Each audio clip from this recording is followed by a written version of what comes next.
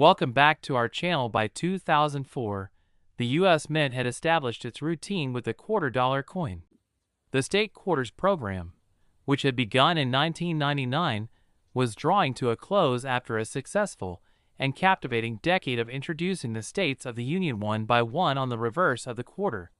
Each new release brought its own excitement, as each state's unique history and symbolism were etched into the nation's currency. By 2004, the final years of the state quarters program had arrived, with coins for states like Michigan, Florida, and Texas coming off the presses. These were coins that were meant to serve as both collectibles and everyday currency. During this time, the Mint continued to press millions of these coins, ensuring that they would meet the constant need for circulation.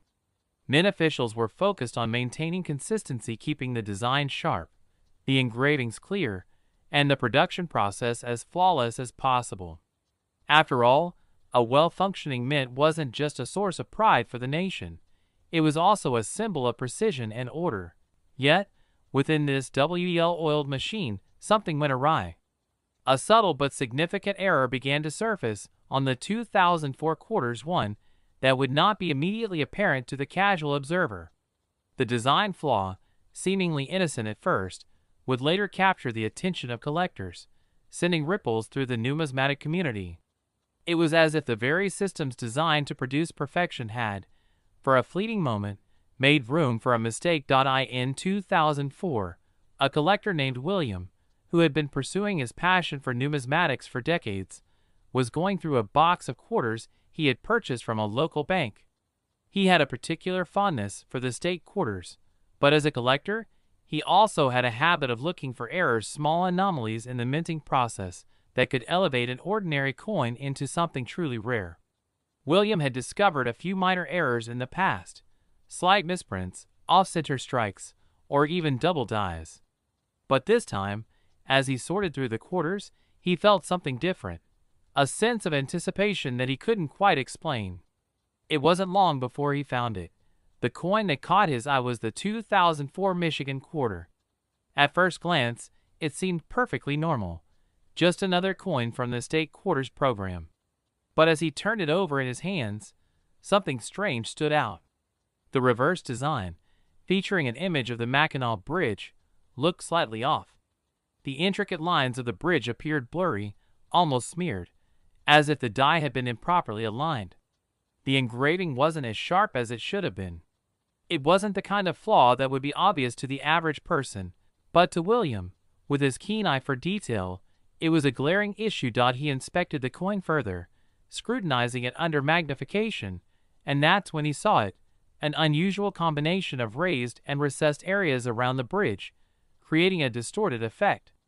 It looked as though the minting die had suffered a malfunction, causing the coin to be struck with uneven pressure. The details that were supposed to stand out were now soft and uneven, leaving behind a ghostly imprint of what was meant to be sharp and precise. William's heart began to race as he realized the significance of what he had found. An error like this was rare, and errors in the state quarters series were even rarer. While many of the coins in circulation were minted with minor flaws, it wasn't common for such a mistake to occur in the highly publicized series, where designs were closely scrutinized before being released. The rarity of this coin, coupled with the unusual nature of the error, made it a potential treasure. But as he continued his examination, he couldn't help but wonder how many other coins like this had slipped through the cracks. William immediately went online to compare his find with other quarters from the same year, searching for reports of similar issues. His pulse quickened as he scrolled through forums and numismatic websites. No one seemed to have mentioned this particular flaw before. It appeared that he might have found something truly unique, a coin that had been overlooked by the broader collecting community. He knew this was the kind of error that could make a coin extremely valuable if, of course, he could prove its rarity. For the next few weeks, William dove deeper into the world of coin collecting, reaching out to other experts and dealers. Slowly but surely, more collectors began to take notice of the error. Some began to uncover similar coins in their own collections, though the number remained small. It became clear that this was not a widespread issue, but rather a rare mistake that had affected a limited number of 2004 Michigan quarters. It wasn't just a minor flaw. This was a true error coin, with a distinct and noticeable defect that set it apart from the thousands of perfectly minted quarters that had flooded the marketplace. As more and more collectors realized the potential value of these error coins, the buzz around the 2004 Michigan quarter began to grow. Initially, the value of the coin was modest. It wasn't considered a rare enough error to be worth an astronomical sum, but it was certainly intriguing enough to be worth more than its face value. William was able to sell his first coin for a modest $50, a price that seemed steep for a coin that, in many respects, was still in circulation. But for William, the thrill wasn't in the price, it was in the discovery itself. He had found something rare, something that others had missed, and that was the real reward. But as time passed, something unexpected began to happen. As more coins with the same error were discovered, their value started to climb. The rarity of the coin became more apparent, and the demand for these error pieces increased. What had started as a relatively modest discovery had evolved into a full-blown collecting frenzy. The price of the 2004 Michigan error quarter skyrocketed, with coins trading hands for hundreds of dollars, sometimes even more, depending on the condition of the coin and the severity of the error. The value wasn't just increasing because of the rarity of the error. It also stemmed from the public's growing fascination with such coins. The state quarters program had captured the nation's imagination, and now, an error within this iconic series was adding another layer of intrigue. Collectors didn't just want a piece of the history, their interest was driven by the possibility that they might own something that no one else had. The idea that the coin was one of only a few to have suffered such an error made it all the more coveted. By the time the 2004 Michigan quarter error had been fully recognized and cataloged, it had become one of the most sought-after error coins of the early 21st century. The coin, once dismissed as a simple mistake, had transformed into a symbol of the unpredictability and excitement that drove the world of numismatics. What had once been an unremarkable piece of currency was now considered a rare treasure, worthy of being preserved in the collections of some of the world's most passionate coin collectors. But then, as with all great discoveries, an unexpected twist emerged. In 2005, just a year after the error had been uncovered, the U.S. Mint announced that it had discovered the source of the mistake, a damaged die used in the production of the 2004 Michigan quarters. The Mint had been aware of the flaw and, after a thorough review, had decided to halt production of the defective coins before they could enter widespread circulation. This revelation sent shockwaves through the collecting world, as it meant that the number of error coins in existence was even smaller than originally thought. The Mint had only released a limited number of these faulty coins before the die was replaced, making the 2004 Michigan error quarter even rarer than previously believed. This twist only added fuel to the fire.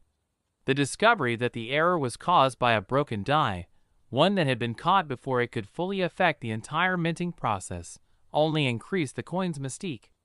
Collectors scrambled to acquire any remaining examples, driving the price even higher. What was once a modest find was now considered a legendary coin in the world of numismatics. Prices soared into the thousands of dollars for the finest examples, and the 2004 Michigan error quarter became a fixture in high-end collections. For William, who had initially found the first coin, the journey had come full circle. What had begun as a simple hobby had now become a life-altering discovery. He watched in awe as the value of his error coins continued to climb. From a modest $50 sale to hundreds, then thousands, he had witnessed firsthand the incredible transformation of an ordinary quarter into an extraordinary piece of numismatic history. As the years went by, the 2004 Michigan error quarter continued to hold its place as one of the most iconic and valuable error coins in modern numismatics. What had started as a single collector's discovery had blossomed into a rare and highly coveted treasure, one that stood as a testament to the unpredictable nature of the minting process and the passions of those who sought to uncover its hidden secrets. The year was 2005. The United States Mint was deep into the final stretch of the state quarters program, which had captivated the nation for nearly a decade. With states like California, Oregon, and Texas already minted, the design of the 2005 quarters began to reflect the spirit of the times. For collectors, 2005 was shaping up to be another year of remarkable releases. But as the mint continued its routine of mass production, one small detail would go unnoticed, at least by most. The year saw two states featured on the quarter, West Virginia and Minnesota. While the minting process was largely consistent, something happened with the latter's release. A seemingly minor yet significant error began to surface, one that, at first, appeared as little more than a curiosity. For all its subtlety, this flaw had the potential to transform an otherwise common coin into a rare and coveted collector's item. But only the most attentive of collectors would recognize it. In the spring of 2005, Tyler, an avid collector of U.S. coins, was scouring a local coin shop in his neighborhood, a place known for having just about everything, from the oldest pennies to the latest quarter releases. Tyler, having been in the hobby for over a decade, had developed an instinct for finding hidden treasures. His focus for the day was on the Minnesota quarter, one of the most highly anticipated of the 2005 series. Designed to highlight the state's iconic heritage, it featured a depiction of the state's landscape and a tribute to the waters of the Great Lakes. The design was clean, sharp, and for the most part, typical of what collectors had come to expect from the state quarters program. As Tyler picked up a roll of the 2005 Minnesota quarters, something caught his eye. He had opened one of the rolls earlier in the day, but this one was different. One coin seemed out of place. It wasn't the shine or the weight. It was the design. On close inspection, Tyler noticed something odd about the inscription on the reverse side. The words Minnesota and E pluribus unum looked strangely blurry. The text wasn't as crisp as it should have been, appearing slightly distorted as if part of the die was damaged. It wasn't immediately apparent, and Tyler could almost chalk it up to the coin being a result of standard wear and tear. However, something about it didn't sit right. This wasn't just a case of simple fading. There was a clear misalignment of the engraving. He gently flipped the coin over, studying it from every angle. At first, the rest of the design seemed fine. The iconic depiction of the Mississippi River and the two linden trees stood proud as ever. But then Tyler noticed that the bridge crossing the river had an odd, uneven quality. The lines weren't as distinct, creating a sort of smudging effect on the coin's surface. His pulse quickened as he realized that what he was looking at wasn't a simple flaw in design or the result of an overworked die. This was something more. The coin seemed to have been struck at the wrong pressure or with an improper die alignment, leading to the visual discrepancies he was seeing. He could feel the hairs on the back of his neck rise. Could this be an error coin? Tyler, in that moment, was no longer just holding a Minnesota quarter. He was holding a potential piece of numismatic history. He examined the coin carefully, searching for other signs of a potential issue. The edges seemed to be slightly off, too, as if the metal had been unevenly distributed during the strike. This was an error, and Tyler knew it. The realization was both exhilarating and terrifying. What if others had noticed? What if he wasn't the first to find this? The rush of excitement coursed through him. But Tyler also knew that finding an error coin wasn't the same as being able to prove its rarity. Tyler immediately began researching. The world of numismatics was vast, and errors, especially rare ones, could sometimes be misidentified or, worse, ignored. He dug through online forums, checking for mentions of a similar issue with the 2005 Minnesota quarter. To his surprise, he didn't find much, just a few brief mentions of coins with minor imperfections, but nothing that fit the specific characteristics of the issue he had found. Could it be that he had stumbled upon something few others had noticed?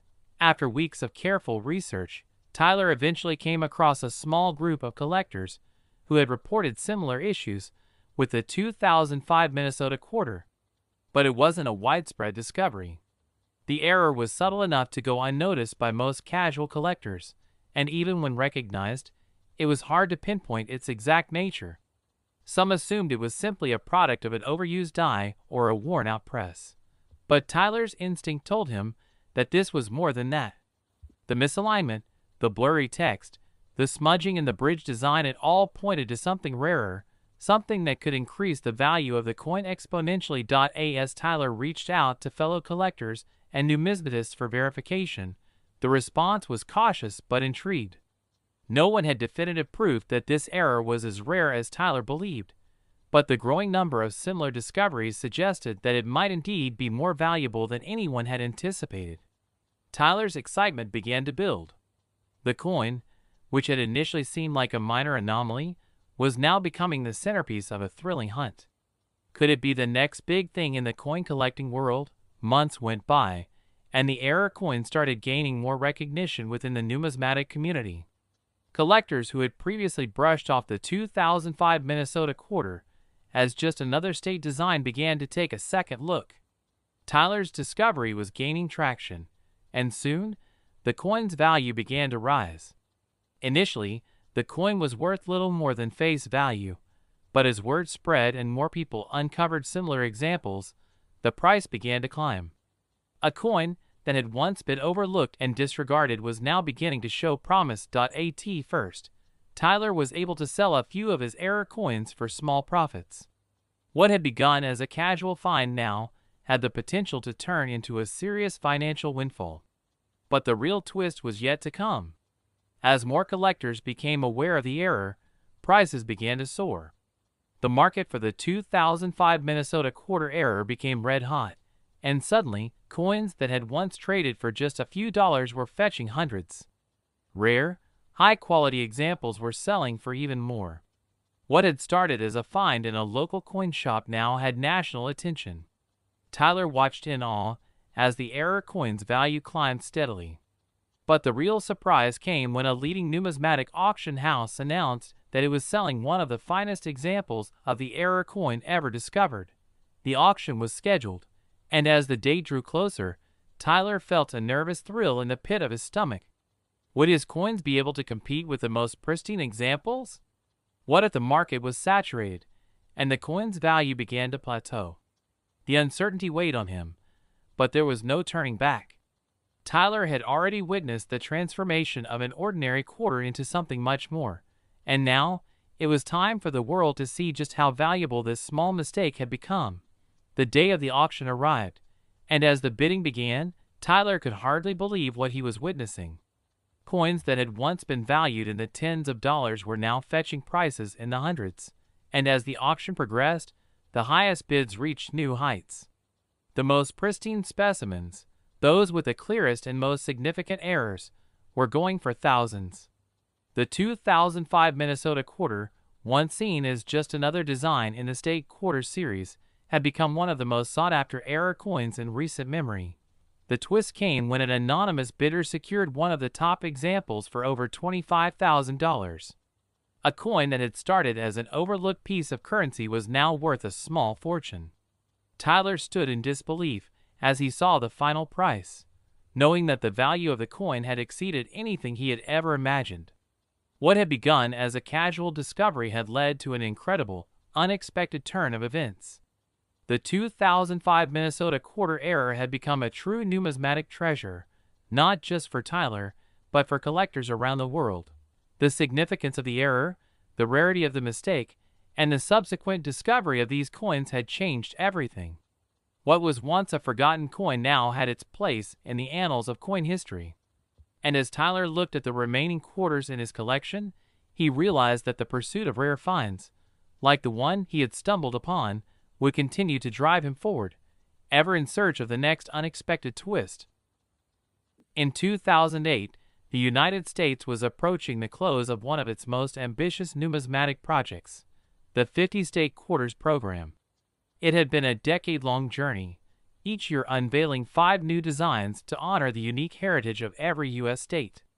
That year, Oklahoma, New Mexico, Arizona, Alaska, and Hawaii received their commemorative quarters. While the public marveled at Hawaii's historic inclusion and Alaska's proud bear design, it was the New Mexico quarter, seemingly ordinary in the eyes of the masses, that would soon send subtle ripples through the community of seasoned collectors.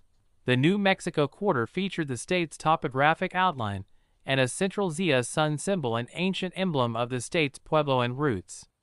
The design was simple, yet powerful.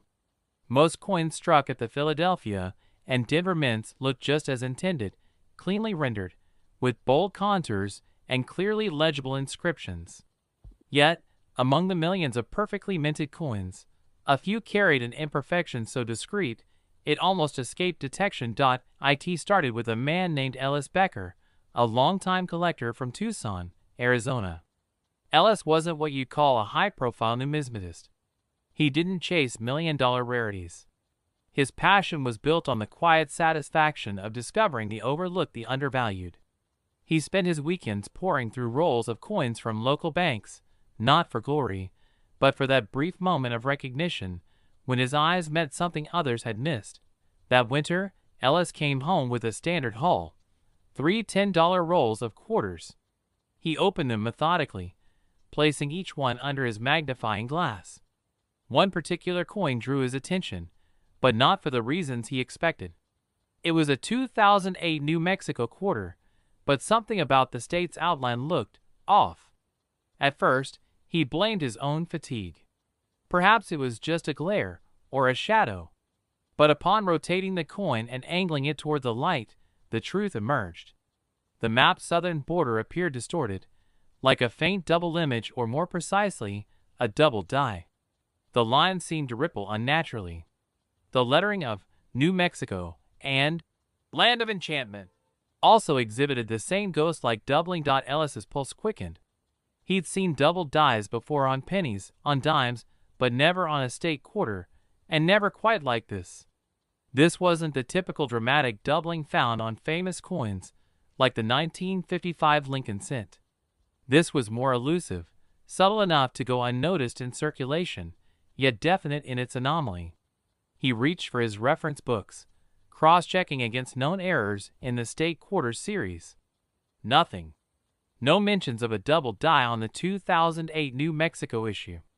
Not in print, not in forums. It was either incredibly rare or entirely undocumented. He posted his discovery in a numismatic forum late that night, attaching high-resolution photos and carefully annotated observations. Most responses were polite but skeptical. Some thought it was mechanical doubling, a common and less desirable error resulting from worn dies. But a few eagle-eyed members disagreed. They saw what Ellis saw: true die doubling. That critical distinction meant everything. Over the following weeks, other collectors began examining their New Mexico quarters more carefully. Slowly, reports trickled in. A collector in Colorado found a similar example. Another turned up in West Texas. But even as word spread, the actual number of confirmed finds remained extremely low.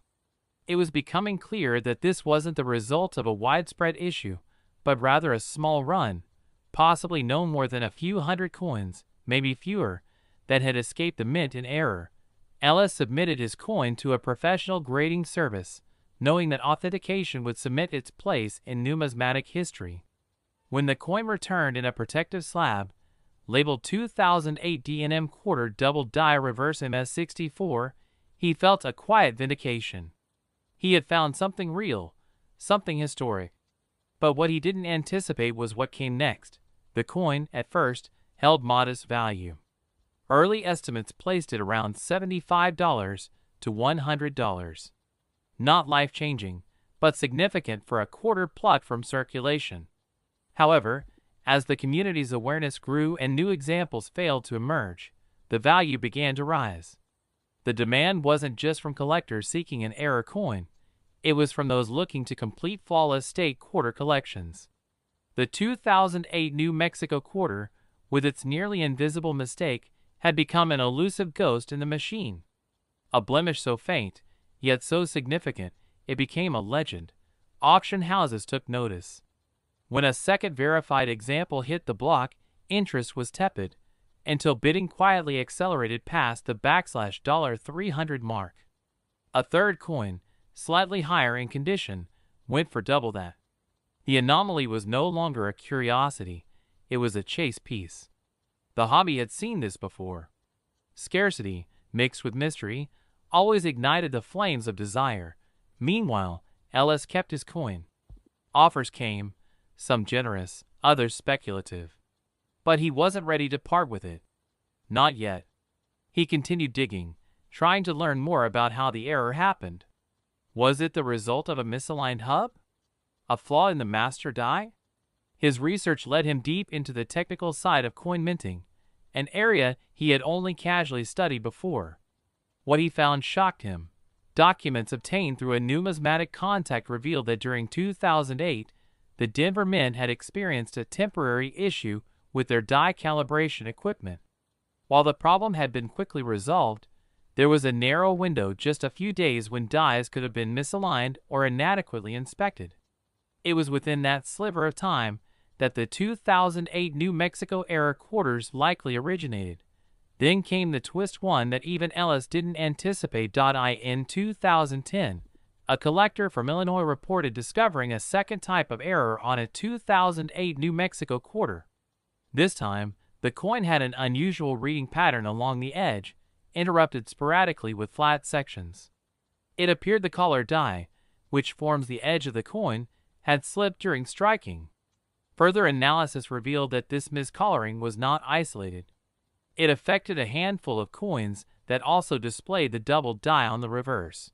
The revelation stunned collectors. A single error was rare enough, but two overlapping anomalies on the same coin? That was almost unheard of. Coins bearing both the doubled die and the miscolored edge were now the subject of fierce interest, commanding premiums that far outpaced early estimates. The first known dual-error example was graded and placed in a private auction. The bidding war was discreet but intense. When the hammer fell, the final price, never publicly disclosed, was later rumored in collector circles to have exceeded $15,000. From pocket change to five figures. A coin so subtle in its flaws that only the most meticulous eyes could detect them. Yet it had shaken the foundations of modern error collecting. By 2012, grading companies had certified fewer than 24 confirmed double die New Mexico quarters, and only 3 with the additional collar flaw. Ellis continued his research, connecting with other collectors, assembling a dossier of every known example. He became, in many ways, the steward of the error's legacy. And still, he kept his original coin, unsold, unswayed by rising prices and market hype. As more state quarter sets reached completion in homes and institutions, the gaps became more noticeable. The 2008 New Mexico double die was the white whale for many. Collectors who prided themselves on having every issue, every mintmark, every known variation, they suddenly had a void. And with each passing year, the chances of finding one in the wild became slimmer.